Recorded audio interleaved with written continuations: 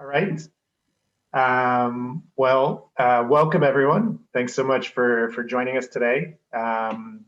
Today is our third deep dive, third in the series of deep dives, and I think we have a really great presentation today. Just as background, the deep dive, is being organized by the Place-Led Development Working Group within the larger Placemaking Europe network. And basically, place-led development, the working group, first of all, we meet every the last Thursday of every month. Yeah, there's the working group. Oh, okay. So we're a group that basically advocates for including placemaking in the planning of areas or neighborhoods, basically at a sort of, more than an individual project level, but kind of area level or neighborhood level or even city level. So we really advocate for placemaking being part of the whole planning process, ideally from day one, but obviously sometimes you're retrofitting projects. And so, we both meet once a month on the last Thursday of every month, and we'll share the information in the chat box if you want to join us, if you haven't joined us before. So we have those regular monthly meetings, and then in addition, we organize these deep dives, generally once a month, but with some gaps here and there. At a minimum, every 2 months, we have a deep dive. And so, I just encourage, for those joining us for the first time that haven't been part of the Place-Led Development Working Group, I just encourage you to check out our page on the Placemaking Europe website, and we'd love to have you join us if you're interested. So like I said, today is the third deep dive. And today we're going to be focused on the Superblocks project in Barcelona. This is a project that really, it goes back a little farther than, it basically started taking shape in 2016 with the launching of the first Superblock in the Poblenou neighborhood of Barcelona. And this was done under the mayor, Ada Colau, who's been the mayor for a few years now. The original concept actually goes back a little further. It goes back several years. It's developed by the Urban Ecology Agency of Barcelona and someone by the name of Salvador Rueda. We've been advocating for it as a way to both create more public space, but also to reduce congestion, prevent some atmospheric contamination and just general, the general noise that comes with a city. And Barcelona is definitely a city where there's a lot of car traffic and sometimes a little bit short on public space, green space, shall we say, really in the center of the city. So the Superblock, the first one, like I said, was created in 2016 in Poblenou, which is a neighborhood in Barcelona. Since then, there's been another one in Sant Antoni and kind of a smaller version of it in another neighborhood. And now the city is really looking to scale it up and create Superblocks across the city. And I can say, as a resident of Barcelona, who's visited both of the main Superblocks, it's really just a huge transformation of the public space. You really almost feel like you're in a small town instead of a very busy, somewhat congested city, which is, how a lot of the center of Barcelona is. So I think, it's a really interesting project, a very successful project. And so we have we're lucky enough to have a speaker today. His name is Patrick Kappert. Patrick was very involved in the, he's the spokesman for the Neighborhood Association in Poblenou, where they were advocating for some improvements to the original Superblock when it was rolled out on kind of a temporary basis back in 2016. So he's been very involved in that.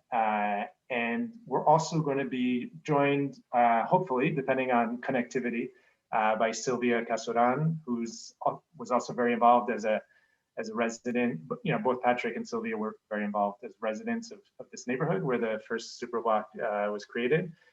Silvia is also a mobility expert and actually is a city councilwoman in Barcelona, and actually now deputy chief architect in Barcelona.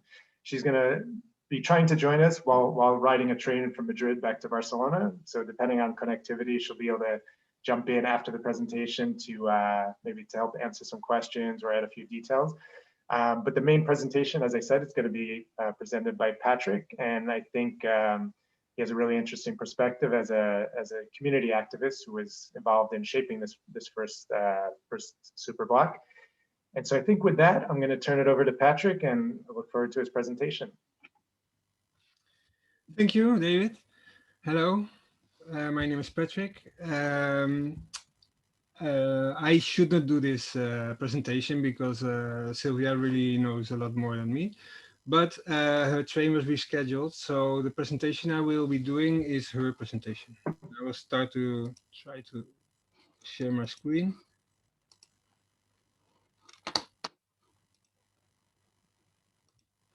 Okay. So here we are, bringing life back to the streets, the experience of the Superblock Poblenou. I am part of the neighbor organization that is called Col.lectiu Superblock Poblenou.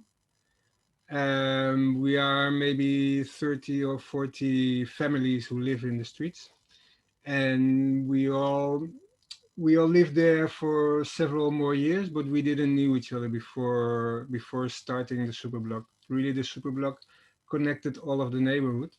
And I think this is one of the things that I will come back to later. But first, I start with the official presentation, which is more from administration point of view, with all the objectives that have to be complied by the Superblock. In all the big towns in Europe, there's a lot of problem with the air pollution. I think in Barcelona from 1995 already, it didn't comply the regulation of the World Health Organization. It was more polluted than is healthy for people to live. So we really, you can see the photo, the smog in the city is quite intense. Also, the noise levels of Barcelona don't fit any regulation. The use of space, 75% of all the public space is dedicated to cars. Only 25% of all the movements in Barcelona are done by cars. 75% is pedestrians, cycles, and public transportation. There's a good metro system. And also 85% of all the movements inside of town are less than 5 kilometers. So there's a huge possibility to really improve all the use of the space and get more space for non-contaminating traffic. It's also a dangerous city. There are a lot of traffic accidents. There's a lot of motorcycles. There's a lot of cars. The average speed in the town is very high. I'm from the Netherlands. All the streets are two-way streets. In Barcelona, all the streets almost are one way, which makes it for the cars a highway experience. When I drive in Barcelona, I also speed up more than 50, and it's like, if you don't do it, you miss the next traffic light, and it's really the way the streets are designed that invites the cars to speed up. So there's a lot of traffic accidents because the difference between the slow traffic and the quick traffic is very high. And finally, the climate emergency. There's no climate problem anymore because we cannot stop the worldwide warming. And now we already have to go and think about how to get down the temperature also inside of the cities. And the temperature in cities is 2 degrees more than other places. And one of the things to mitigate this warming inside of towns is to let there be more green inside of all the towns, more parks, more green, more vegetation. We talked about the space that use cars, and then sometimes it seems really inevitable, no, that the cars have to be there, the cars have to be used, the cars have to, but the cars they were not there always, no. Here's a photo of 1900 Barcelona. The public space, all the people are walking in the middle of the street. There's some tramway, there's some horses, there are very few cars. And there's no problem of convenience of living together, the different types of mobility. No, there is no traffic light, there is no sidewalk. The space, the public space, is really shared by each and everyone. So when people say, "Hey, but the cars have to be there," well, they have to be there because there are machines that are very useful for human mankind. They are very useful, but they should not be taking over the way we live and the quality of our lives. So in Barcelona, it's very famous for its architecture and its the way its city plan is made, especially for the plan of Cerdà. He had the plan Cerdà. I don't see if you can see my mouse indicator. Barcelona had a very small old town with very narrow streets and very unhygienic situations, smelly, crowdy, noisy. So Cerdà made a plan to let Barcelona grow outside of its medieval town limits. And he made a plan where there was space for everyone and there was public space to move with tramways and a way to move. And inside of all the living blocks, there was projected a very green space where the people with their families could relax and enjoy. And this is the famous grid of 100 by 100 meters, which every block of the Champlain has. So this was the idea of Cerdà, the plan Cerdà, what got famous now, especially the crossings. They were very open and wide and diagonal. So there's a very space option. This was initially meant for the tramways to have an easy turn on the corners. But he also projected in the middle of the crossings some green spaces, some public places where people could be and people could talk and people could enjoy the public space. Then Barcelona got very popular. There was a huge density of the people. The cars entered in the places, and all the inside of the buildings. Here you can still see some little park with a swimming pool.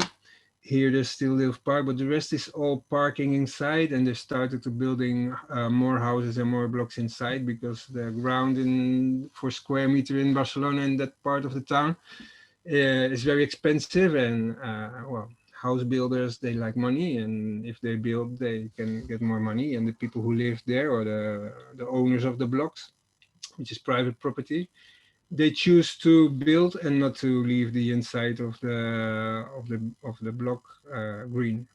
So the inside of the blocks, they slowly disappeared, the green part, and the outside of the blocks slowly got moved into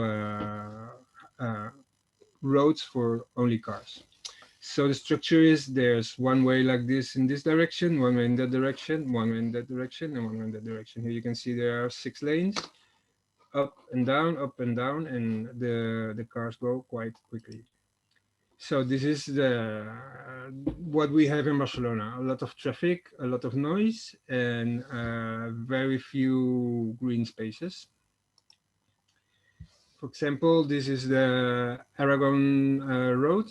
It's an inside of town highway of 6 lanes with traffic lights that are connected. So if you go 50, 60, you get all the traffic lines green. If you go 40, you won't make it to the next traffic light. So here we see the air pollution of Barcelona. This is the old town with all the small streets that were, well, you can move there. It's only merely pedestrians. There's one street going through, and this is the famous Rambla. And then we have the Champlain. This is the Cerdà plan. You can see very clearly the grid of all the streets. And then you see here, it's the black box, which is the very polluted, air polluted environment. The same with the noise. You can see the old town without cars and motorcycles.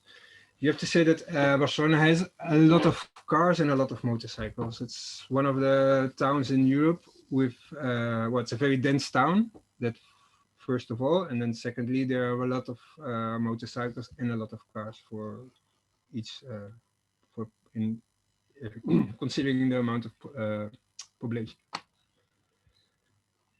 And then finally, the accidents, 10,000 accidents a year, 22 deaths in 2019. I think this year we only have 4. 3 of them are motorists.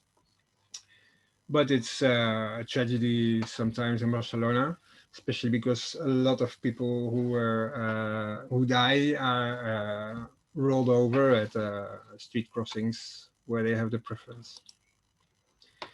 So in Barcelona, we have a round way.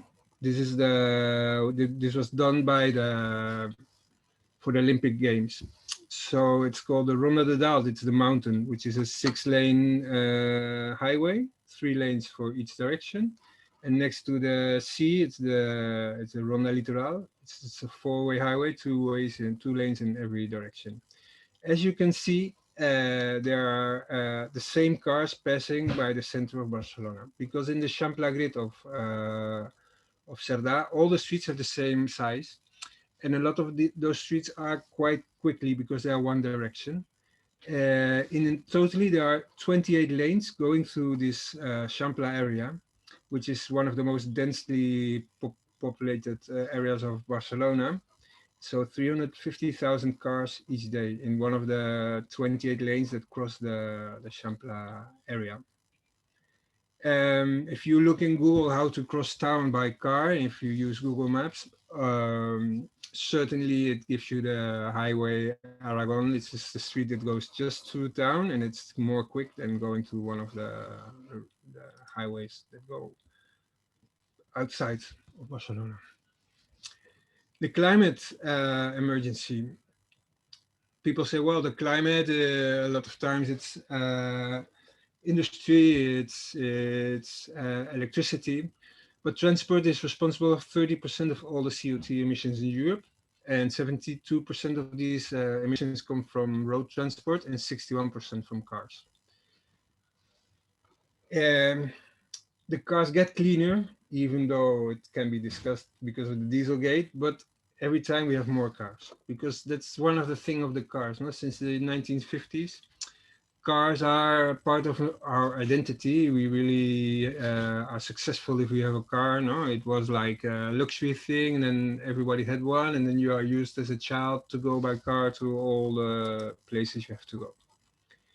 So, seeing all the problems that there are in all the towns of Europe, but especially in the Champlain area of Barcelona, there was some need, not an urgent need, to transform the urban model, no? To get a livable city, because really the levels of air pollution, they reduce the esperanza de vida, the life, well, the 1 year, every person lives 13 months less because of air pollution in big towns in Europe. So this is the Champlain Grid. You can see all the towns, all the streets have the same size, and they're all 20 meters wide. And then the idea of the Superblock is that you take a 3x3 block, and then the roads outside of the 3x3 block, they are still for transit. But inside of the block, they oblige everyone to turn to the right or to the left, so you cannot go through the block. Only if you have your destination or your final point of your journey there, you can go in, or it's useful to go in, else it's not useful. You can see you enter here, you have to turn left, you have to turn left again, and you get at the same place where you were before. And that from all the sides. And then in the middle of the crossings, there's a little space created for pedestrians or for people to do things. So in a 3x3 grid, 9 blocks of the Champlain Grid, you create 4 public spaces. One of the things inside of Superblock is that the pedestrians have priority over cars. So all the street lights, all the traffic lights are suppressed. and the velocity of the inside of the superblock is 10 to 20 kilometers. It's very important that the traffic lights are suppressed. It really calms down the traffic, because if you have a street light, a traffic light in the end of the street, especially in Barcelona, where the traffic lights have 2 minutes waiting if you just get a red light. In the superblock, there is no traffic light. And even the cars are more relaxed inside of the superblock, because even if they go slowly, they know they don't have to stop, and it generates a lot less frustration for the car drivers inside of the superblock. So this is the crossings. No, normally it was used to park cars and to have a place for small trucks to deliver goods. And now, because the cars have to turn to the left all the time, this places in the middle, they get liberated. This was one of the streets of the Superblock in Poblenou. It's the same 20 meters wide street. It only has no trees and it has a very small sidewalks. So in this street, when I still drove my car in Barcelona, I usually reached up to 70 kilometers an hour when I was driving through, because you really have the sensation of driving into a highway, but it's in a living neighborhood. Now it has this way of, now it looks like this, no? Banks, people sitting there. It's really some difference. It's the same, it's really the same place. You hardly can believe it, but it's like this. This is in the San Antonio Superblock in the center of the town. And this is also in San Martín district, not very far from the Poblenou Superblock. And this is also a different concept of Superblock. This is more a green corridor. A lot of green to lower the temperatures. So Barcelona had some super blocks, and in the beginning they already thought like, okay, if it's successful, in the initial plan there were 500 super blocks planned in the Barcelona area, on all interconnected pacification all over town, so you could cross town just walking or biking by pacificated streets.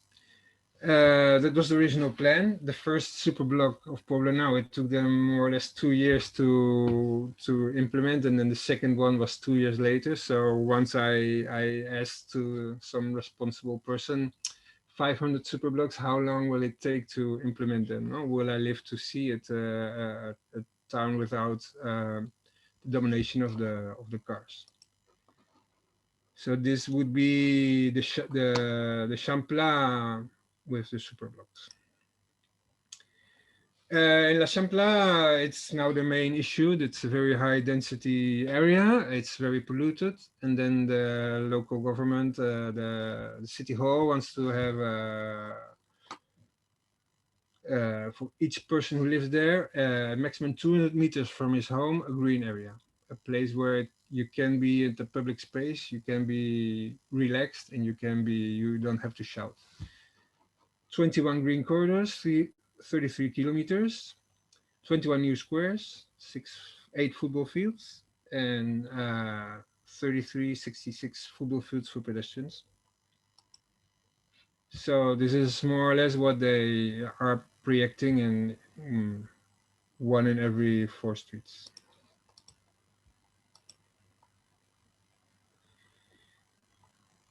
Then in my neighborhood, it's San Martín. We have the superblock over here. And then the other place we saw, it's over here. And they also want to connect another green corridor here in this area. So they want to connect the different parts of the green areas to connect them.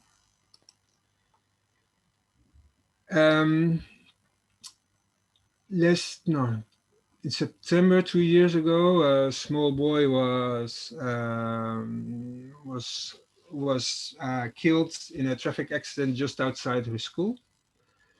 The major, Ada Colau, she she met with the parents, and she got involved in the schools of Barcelona, because she also has small children that go to school. And in Barcelona, because of the high density, a lot of schools, they don't have any place to play. So they want to calm the traffic next to all the public schools, and they have now a plan to do it in 200 public schools in Barcelona. So to give more space just on the outside of the schools. So this is also forms part of the pacification of Barcelona. So these are the dots where in Barcelona they want to do it. This is the old center. Here you have the Champlain Grid, and this is our area. And then the schools are all over. So now we get to our neighborhood, where we just one day got home from holidays, and the next day we found in the front door some posters saying that, hey, the traffic is changing. So I live here, and then normally the street goes straight, and this street went straight, and this street went straight, and now everybody had to turn to the right, just entering, turn to the right, and turn to the right. It was one day to the other. They didn't have any participation process. The decision was made in July, I think. It was an opportunity because there was a project. There were 200 architects available, young architects or students, to have 2 weeks inside of the Superblock to have a talks with the people who live there, to have proposals what to do with the space that once it was liberated. Well, we were amazed the first day we went out. It was very nice. This arrow is made of the presentation of Silvia, and nowadays, after some time, the bus had to go just through the Superblock. So it's not a real Superblock, because here the cars still can go through right through the Superblock. And they also put a street light here. And we see that this is the street nowadays with the most problem, because the cars here speed up a lot, because they see the street light in the end of the road. It's just a straight lane. It's one of our complaints as the neighborhood organization. Well, we go back to 2016. In the first days, we were like, what's happening? We can walk in the streets 10 kilometers an hour, and students built all kind of stuff. The police was there to explain, even though they didn't understand, because the bikes could go in both directions. They didn't understand it, and we were walking in the streets. And then already we saw some very strange thing of human behavior. Normally when you talk with a person in the street, you are next to the buildings. And now in the Superblock, in the places, the people started talking in the squares. And then if you talk with someone in a square, it's much more open for other people to join the conversation. And naturally, they were forming groups of people just talking quietly with each other. The students made a playground for children, and just improvised with some wheels, cars. One of the places was the place of the democracy, so there would be discussion, and there was a wall that everybody could put up ideas and opinions about Superblock. And then the first week, Wednesday, the politicians came to talk with the neighbors. Then we already saw that some neighbors were not as amused as we were. We had some I had some criticism. I went there to the place and I said, hey, I have seen a lot of pacificated areas all over Europe, and I think that some things they could be done a lot better. But then a lot of people started saying, hey, but I cannot go by car. The streets outside of the block are really congested, which wasn't true, but they were really like annoyed, and they were afraid of the change and afraid that they could not go anymore by car. This was still a small meeting, more or less informal. But then the next day, a campaign started against the Superblock. On national TV, there was an interview with an ambulance driver who said he couldn't reach his destination because of the Superblock. He got a delay of 3 hours. And because it was the national television of Catalonia, even 1 year later, some people in discussion said, "Hey, but you live in the superblock. That's very sad. No, if you have an accident, the ambulance cannot get there," which is completely fake news. But still, they were trying to get a negative opinion. And the next public meeting was in a very big hall, and there were 300 people that I never saw before. Everybody complaining. And that's when we, as a neighbors who were speaking in favor of the pacification process in the superblock, we started to look at each other like, hey, this is one of the persons that is also wanting to have proposals what to do with the space. And then after that meeting, we started talking to each other, and we started a Facebook page to share our ideas what to do with the public space. It was called from the beginning a pilot, but they never made clear if the pilot was to try to have the superblock and it could be stopped after some time if it wasn't successfully, or that they wanted to have a superblock and the pilot was for the people to decide what to do with the public space that was liberated. We thought the latter option, no, and we started to propose ideas to the city council, but it never told us also how much time did we have to have the proposals. They could say it was September. They could say, okay, until November, December, you have time to have proposals.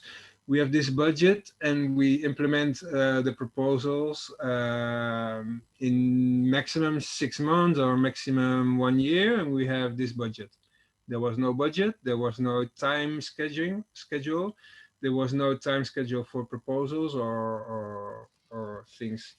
They just scheduled some meetings which were more or less regular, but we didn't know the regularity. Sometimes it was every 2 months, sometimes it was every 5 months. We didn't care a lot. We just made our proposals. The first weeks, the first weeks when the students left and the squares, there was no playground anymore. Well, it was still a playground. We really enjoyed the space in the town, and really we were like amazed as neighbors that we could be in the street. It was even dangerous because when we walked outside of the superblock, we continued walking in the middle of the street because it was like more natural to be in the middle of the street than not to the side what's very close to the buildings. Also, I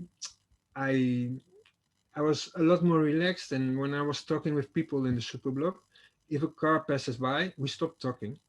So when the car was passed, we continued talking. And then I was thinking, hey, but in the rest of Barcelona, we never stop talking if a car passes by because the cars are passing by continuously.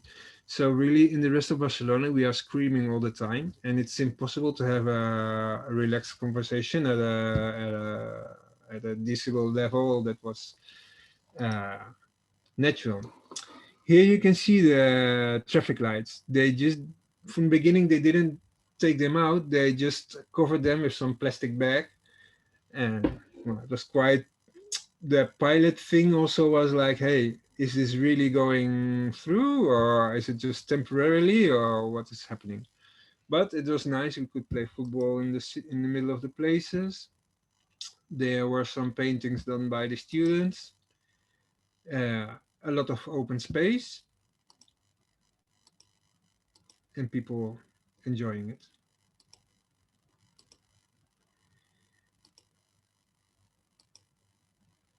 Then as the neighbors, there's always every half a year some party of the neighborhood. So we started organizing stuff inside of the Superblock public gym, just a vermouth, a Sunday morning brunch to meet up with the neighbors.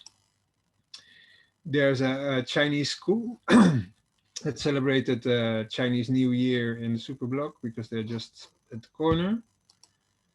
So if you leave some space open, automatically people, it costs some time, but automatically they start using it and in a very natural way. So after 3 months, this was our street. Cars parked, no one in the street. We didn't talk with each other as neighbors. And now there are banks, there are some green, even though it's a very sad tree in a plastic in a plastic pot. But the difference is really huge.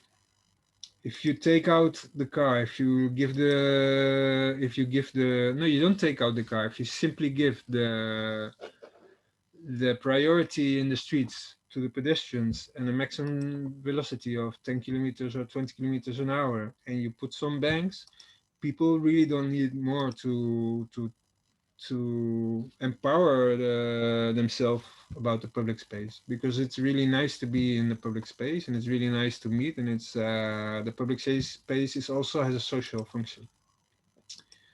So this is all the same streets. It seems it's a different street, but it's the same street.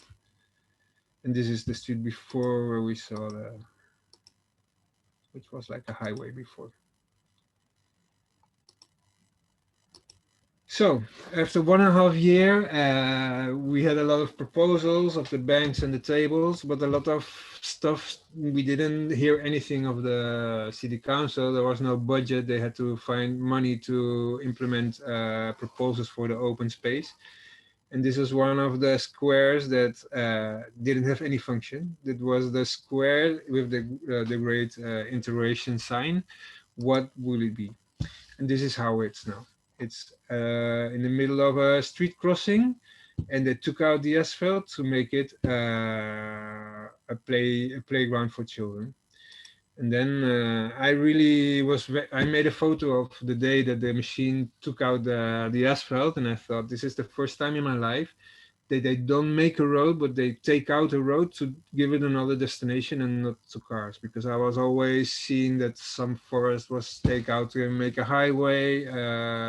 It's always more asphalt and never less. And now you see the expectation of the children. Finally, they made the playgrounds. And when the playgrounds came, as the neighborhoods organization, we talked with a lot of politicians. There was still some political parties that in that moment uh, gave gave their vote to the people that were complaining, people that were quite the people against the Superblock were a bank director retired, an expert in marketing, and a lawyer.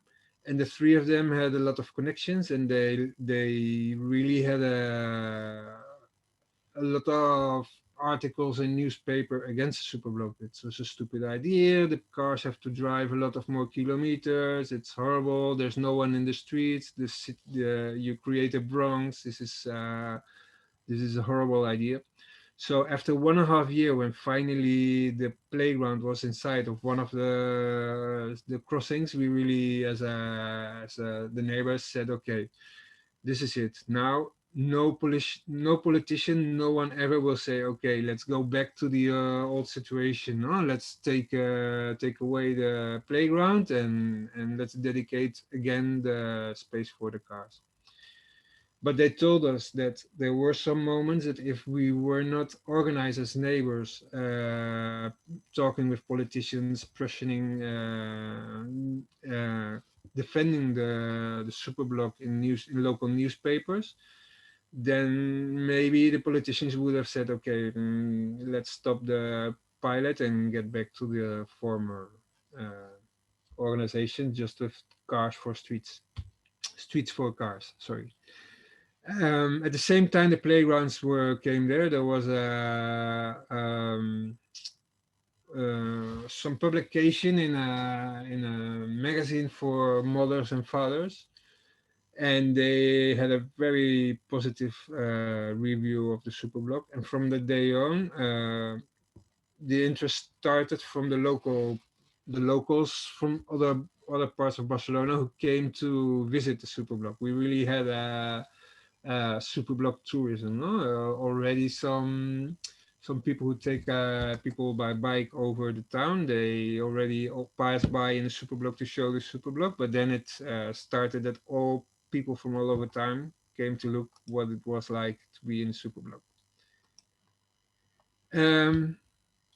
I already talked about the pollution. No, I didn't talk about the pollution. I talked about the noise. But there's also another noise coming back, the noise of nature. This is a butterfly. It doesn't make any noise, but I never saw a butterfly before our street was turned over into a super block. Um, the birds. Every morning we wake up with birds, and we don't wake up with motorcycles or cars. And it's really amazing the impact of to live in a quiet neighborhood or to live in a neighborhood where there's a constant traffic. And you have to imagine that in Barcelona, all the streets in the Champlain Grid, all the streets have traffic because all of them are the same wide. There's no hierarchy, and every street is absolutely noisy and polluted. But this is really day by day. It's really crowded. In the weekends, it's impossible to get a table. Now with the COVID times, there's during the daytime it's not that busy, but before COVID, there's a lot of offices there, and from 11 o'clock, the people have their coffee break at the tables. They have their work reunions at the tables, and it's really hard to get a free table inside of the Superblock. I think the tables and the seats are used more or less 20 hours a day now. Especially now we can get back to normality. No, we don't have to be at home at 10 o'clock at night. So I think that even it's one of the problems for the neighbor organization because there's a lot of drinking at night and in the weekends with a lot of noise for the neighbors. And still, the public space, don't worry about it. If it will be empty, it will not be empty because people find uses for public space, especially when it's nice to be there.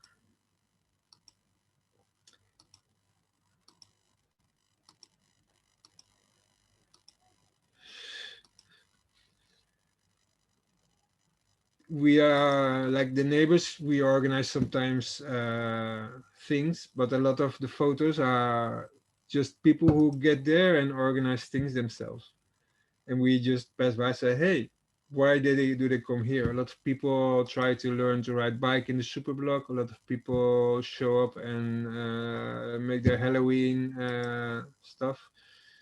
Young people doing their homework in the Superblock.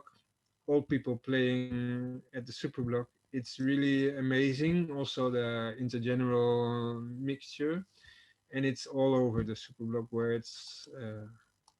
where you put places to be. So in the middle of the Superblock, there was this. One of the complaints of the neighbors was there was a housing in the middle of the Superblock that wasn't finished. The constructor got broke and they stopped building it, and it was for 3 years a huge playground for sand and rocks, and the people who lived outside of it were complaining. So they finished the block. As neighbors, one of our ideas was to put a vegetable garden. So when the block was finished, it was over 1 year a vegetable garden that was closed, and then 2 months ago we opened the vegetable garden, and here we are. So one of the things they didn't do was monitoring before the Superblock. There was some monitoring of cars that were in the streets, and they saw that, I don't know that date exactly, yeah, but there was an increment of 3% of cars in the streets next to the Superblock. I think a lot of people who work in the neighborhood, they decided, okay, if there is a Superblock and I want to join the street, I go by public transport or I go by bike to my work. They didn't monitor how many people were driving through the Superblock or walking through the Superblock, because I think that really the total traffic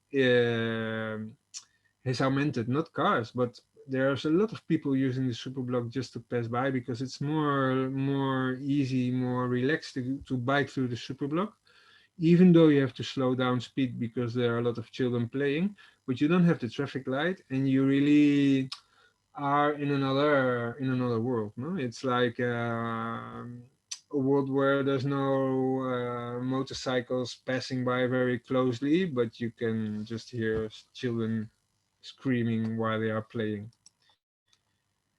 Well, we as a neighbors, we organized a lot of social events. I said in the neighborhoods, in the area of Poblenou, there are twice a year some parties all over the neighborhood, not all the neighborhood, all over the bigger area. So we participated in activities with some bands playing, all local bands from the neighborhood. We had some bike stuff.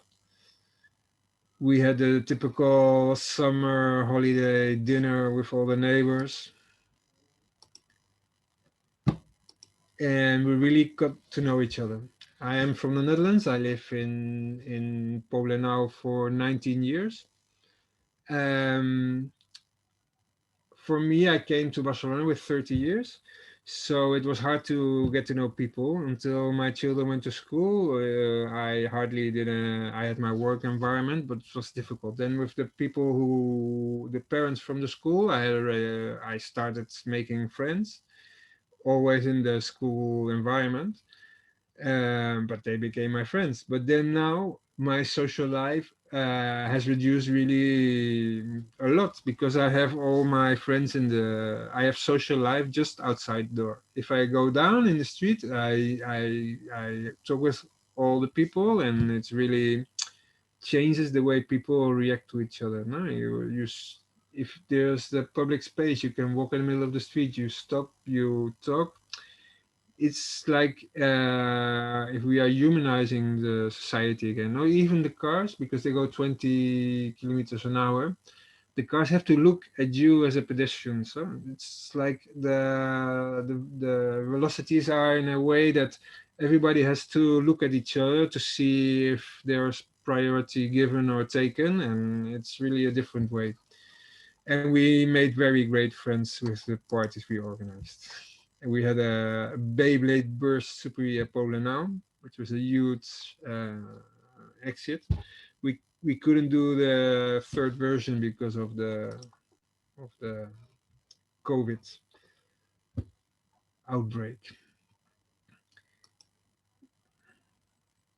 We made some magazine, and we did a lot of presentations because we were surprised also. No, it's a small neighborhood. There are not a lot of neighbors, and then all over the world, people were asking, "Hey, but how is it possible you took out the cars? What is happening if you take out the cars?" No, and then we start explaining to the people who came first some newsletters and some televisions, and we explained, no, our quality of life has improved thanks to Superblock.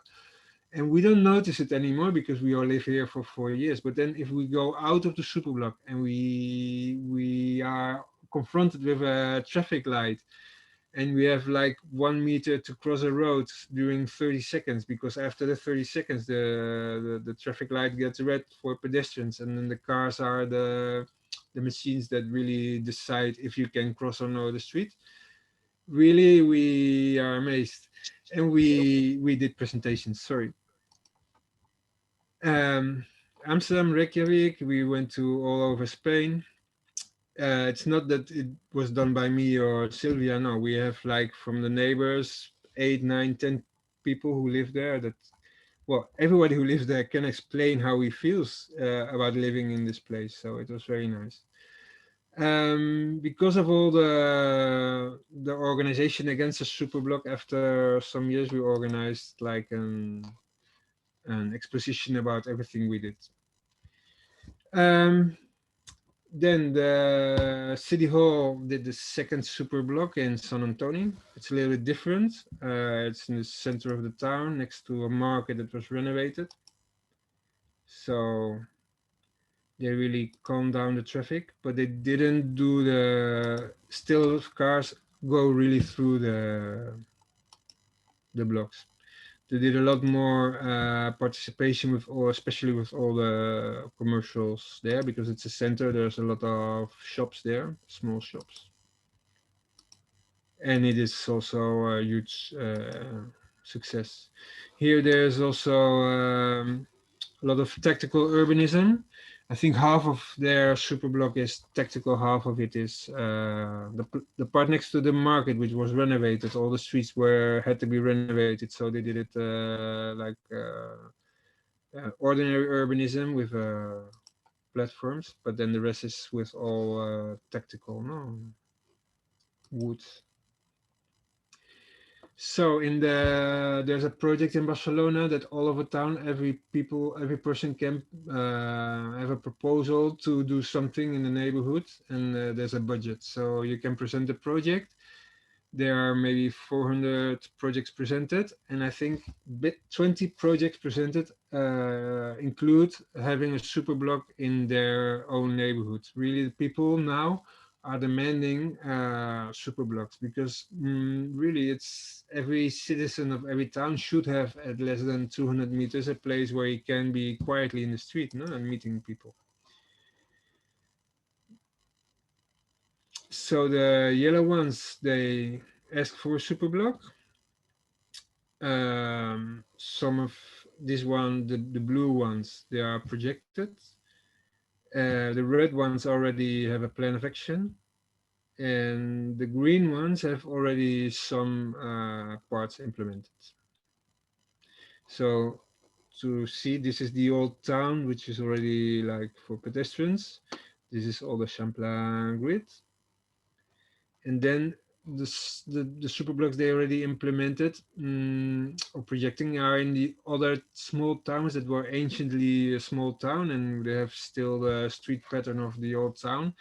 And then they pacificate these old towns to have a super block there. So a few thoughts about what is a livable city, no? What did we learn from all the process? First of all, there's a lot of resistance to change. I have neighbors that it took them 1 year, and then after 1 year they said, hey, in the end, I was very against the super block, but now I have to say that it's really, really nice to live here.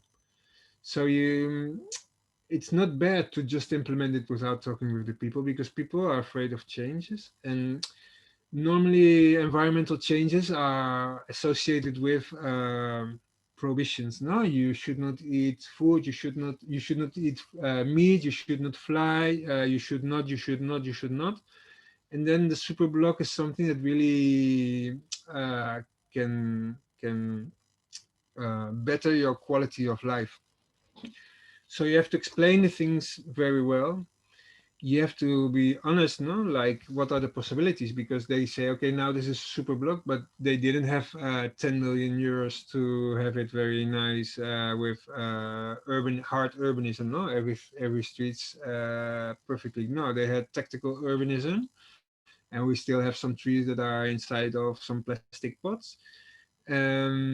You should be honest about the budget you have to the people who are there, and I think you really should explain a timeline. No, you have this time to have proposals with the neighbors. So what would you like to do with the space that is liberated from the occupation of the cars?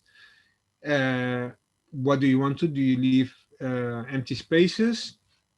Or do you want to have tables? Do you want? Well, you have to talk with the neighbors, but you also have to have a budget, and clearly the budget, a timetable of how long will it take until everything is implemented.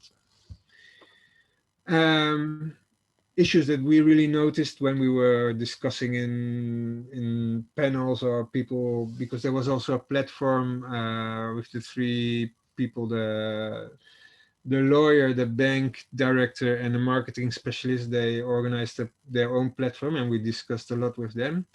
And car drivers really think they have the fundamental right to park in the street, to drive in the street, and to create air pollution. And I think mobility is very important for every society. People are mobile, people live, people want to move themselves. But I think you really should think about how to move. And I think that in these times, there are a lot of better ways to move than in some car that has a weight of 2,000 kilos at least. It's killing a lot of people every day, and it's polluting the town. But this right to town, to have a car, to drive a car, and that there shouldn't be any obstacle for the car, it's amazing, because the cars in principle they are more quick, but normally when you go by bike or as a pedestrian, you cannot go in a straight line, but the cars always go in a straight line in Barcelona, and it's really like if you just if they have to go a little round, they are complaining fiercely.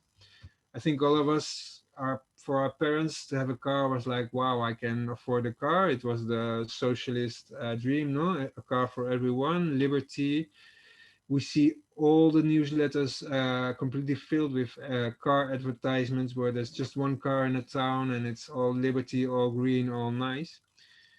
Um, I think the car lobby really was also behind the lobby against the superblock. And it's really a realistic lobby that really influences in the politicians, because they have a lot of influence just in the newspapers, because they have the biggest budget for advertising.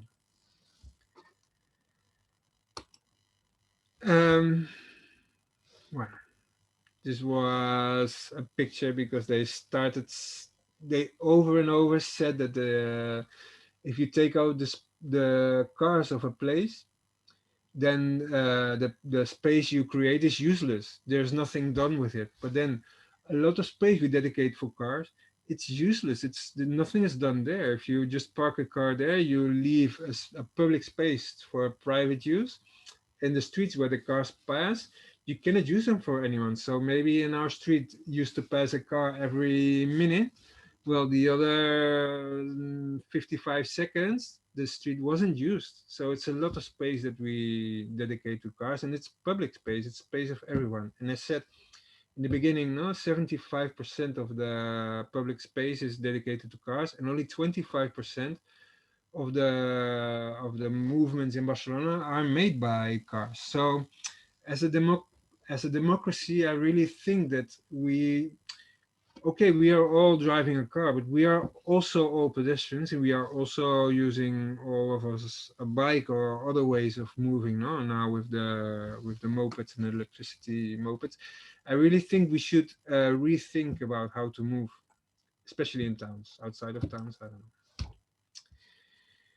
And that's it. Now everybody wants a super block, and everybody sees it. No, the streets are for the people. We are talking in the middle of the streets, and the children, they occupy as, because they don't have these things like, can I be in the street? Is it dangerous or not? No, they see a space, and for them it's playtime. And it's also a very big joy. Every day I go out from my home, and you see the people having fun.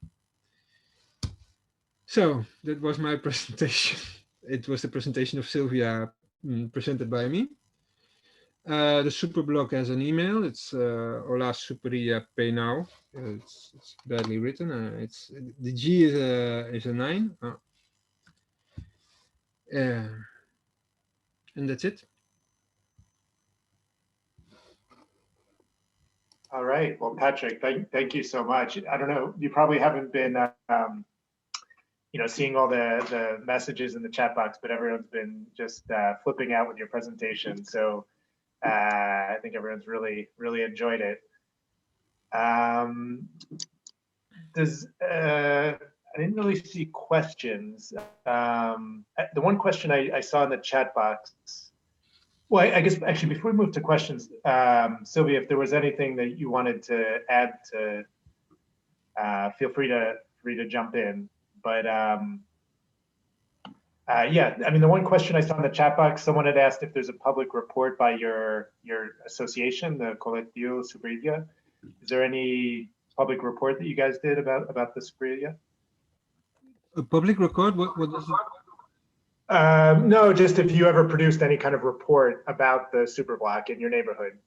No, like if you guys ever did any kind of summary or evaluation or anything like that. No. One of the points that what I personally disliked was that there was no monitoring of the effects. I think in the Twitter of the Superblock, there's a lot of, because there were videos made by the Superblock from people from the Netherlands, from the United States.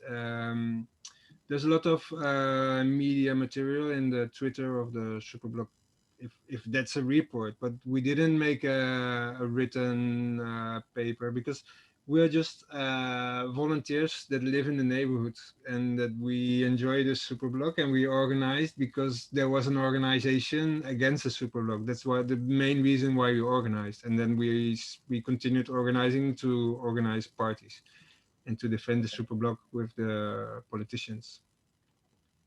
Okay, great. Well, now I'm starting to see a few more questions pop in, so I'm just going to work through them. Let's see.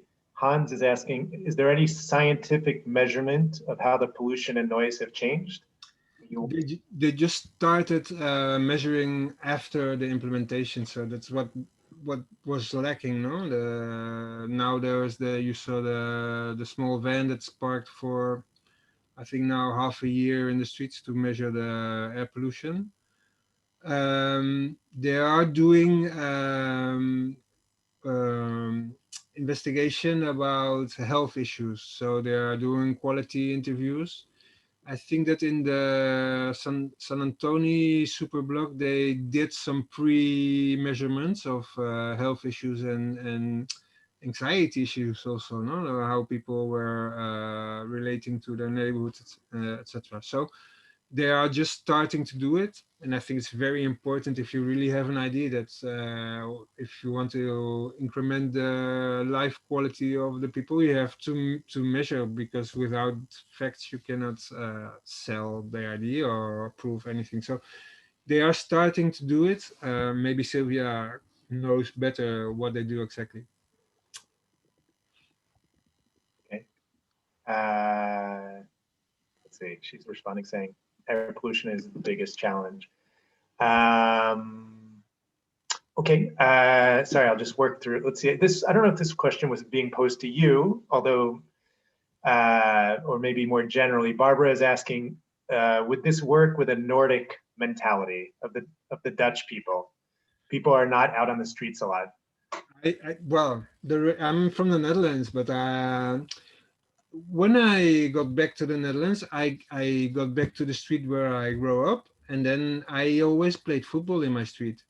And now I came back, and it wasn't possible because there were cars parked. In my time, no one parked their car in that street because we were playing in the street with a ball, and we didn't care about the cars, no? So I think that in the Netherlands, it's exactly the same as in the rest of Europe. I think people enjoy being in the street. In the Netherlands, where there's a little sun, all the terraces are completely filled. I think people enjoy being social as well in the Netherlands as in Spain. They always say when they talk about bikes, no, this is not Amsterdam, but then you say, hey, the climate in the Netherlands is a lot worse for biking, and people bike. Well, maybe it's a lot worse for being in the street all the time, but I think that it's very nice and social. I always enjoyed being in the street in the Netherlands also. Yeah. Excellent. Okay, there's a question from Giles. He's asking, is the Superblock lobby perceived to be middle class, while the car lobby is perceived to be working class?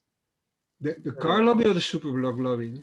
Well, he's comparing it. He's saying, is the Superblock lobby perceived to be more middle class and the car lobby perceived to be more working class? It's an interesting aspect in the Superblock of Poblenou because the gentrification in Barcelona is very huge. So a lot of people are afraid that the Superblocks will increase the house pricing and get away the local people. Just because it was part of the 22 Aroa place, all the blocks that of people who live in the Superblock are protected housing. So inside the Superblock, the houses are cheap and for poor people. Not very poor, but they are not rich people. Just outside of the Superblock, there's the block where the lawyer,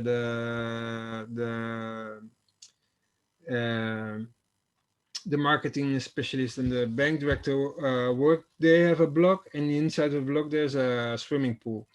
So we always say, hey, they have already their own Superblock inside of their block. So they don't care about if it's nice or not to be outside in the street, no, because they are already nice and quiet in their own interior garden.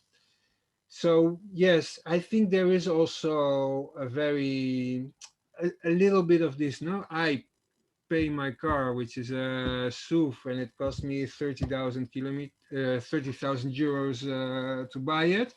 And now I cannot go to the street because there's some children playing, or there's some people going by bike.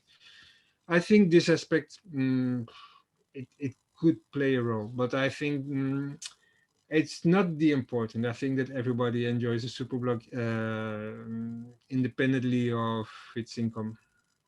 Yeah, yeah, and you were just talking about the Poblenou neighborhood having kind of this affordable housing. I know I live closer to the San Antonio one. I don't know if in the end it was if it ended up happening, but I know there was, yeah, there was a lot of that fear of speculators coming in and buying up apartments around that neighborhood because they were expecting the values to go up. I think that's an interesting way, because you can turn it around and you can go to neighborhoods that are less popular because there are social problems, and you can dedicate money to public space and increment the quality of public space, and by that way create more social cohesion inside of blocks. So I think the interesting thing of the Superblock is that it's not in the city center just facing dedicated for tourism and shoppers.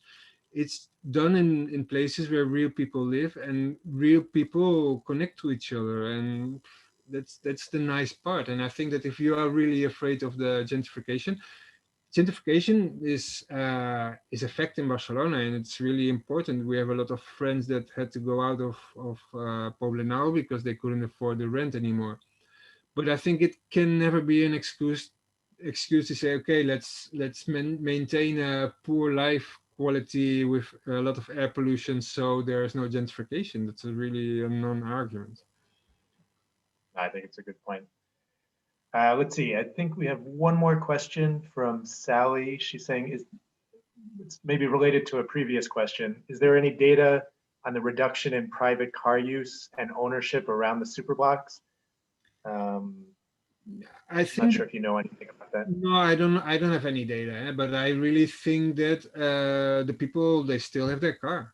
They simply don't use it anymore to go to the sports school with the children, or if you go with your children to the extra school activities, you go by bike or walking, because it's nice to walk. It's nice to go by bike. You feel safe in the street.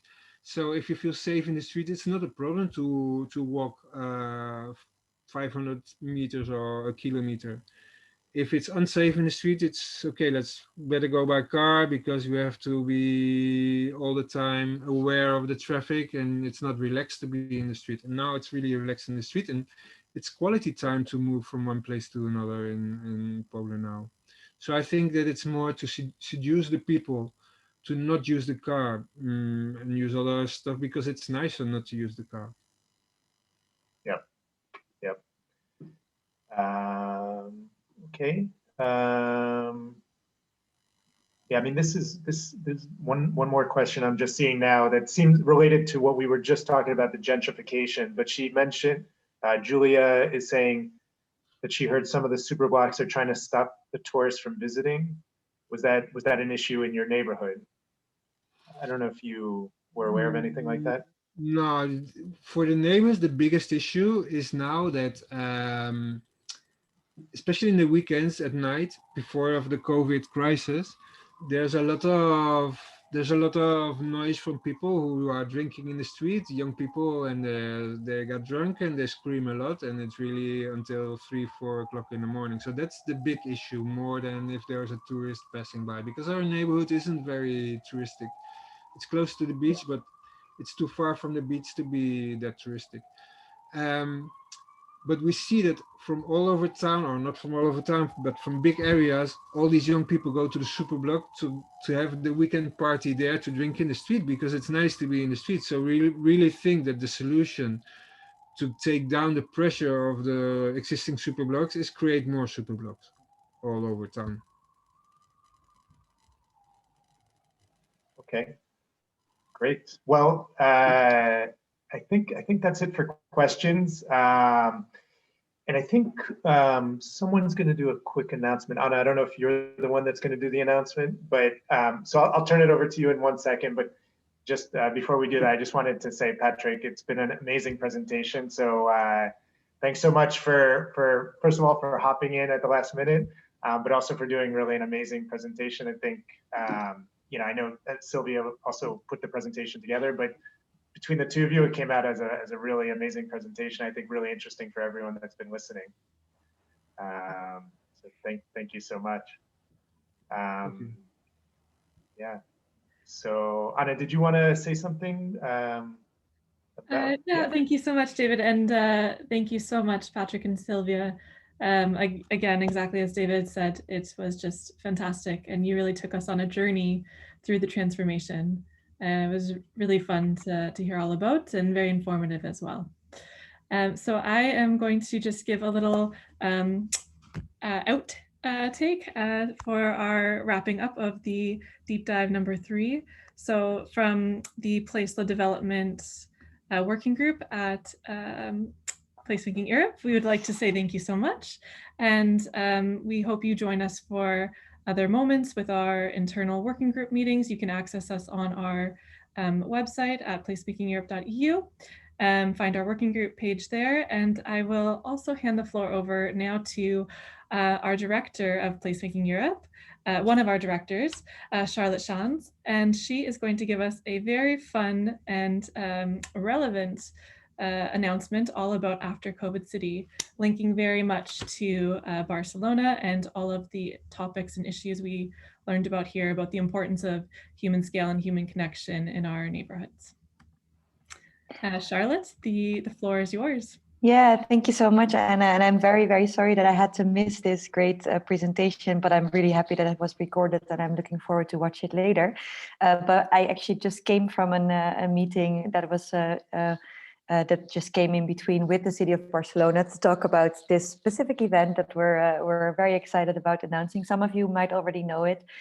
For others, it might be new, but we are organizing After COVID City Public Space for Recovery as a hybrid festival together with the city of Barcelona and many partners throughout Europe. Hopefully, also like for you, there's enthusiasm to join and think along with us how we can make this even more impactful. Originally, the event was planned for June 3rd to 5th. We have a somewhat under the radar announcement that we are going to move the festival up to September. This will be announced officially very, very soon, but the new dates are going to be September 15th until the 17th. And do follow our communication channels to know a bit more about the official announcement when it comes out.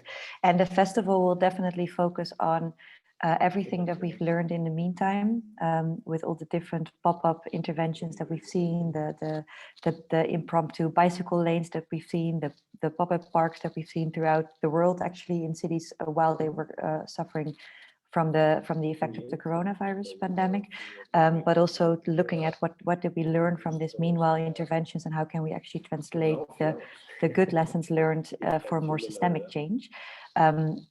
Reflecting with some of the world's biggest urbanists and also hopefully some mayors and policymakers, but also with you as placemakers. We're super excited to do that together with Barcelona, as you've learned today, one of the most innovative cities that we know right now in Europe, if it comes down to putting public space at the center of the conversation. So we really hope that if this is new for you, please go to aftercovid.city, which is our newly launched website, which will be transformed in a few weeks into a platform that also shares stories about what we've seen during the corona crisis and also what we're learning for the future.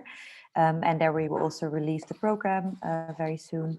So stay posted, but also reach out to us if you're interested in learning how you can actually get engaged, maybe mobilize people in your city, because the whole idea is that it will be a hybrid event taking place in Barcelona, but hopefully in as many cities around Europe and the rest of the world, if possible, with your coronavirus restrictions right after the summer, hopefully easing a little bit up, but also opportunities to join online. So we hope to see you there, and do reach out to us at hey@aftercovid.city or our Placemaking Europe channels if you would like to reach out to us and learn how you can get engaged.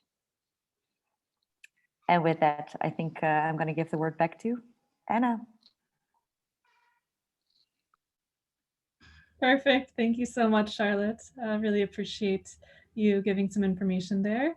And again, thank you so very much to Patrick and Silvia, and to David for hosting and leading us through this webinar all about the Barcelona Superblocks. And with that, I'll say goodbye to everybody, and please do look out for us on our different channels, and let's stay in touch, let's connect, and have a wonderful rest of your evening.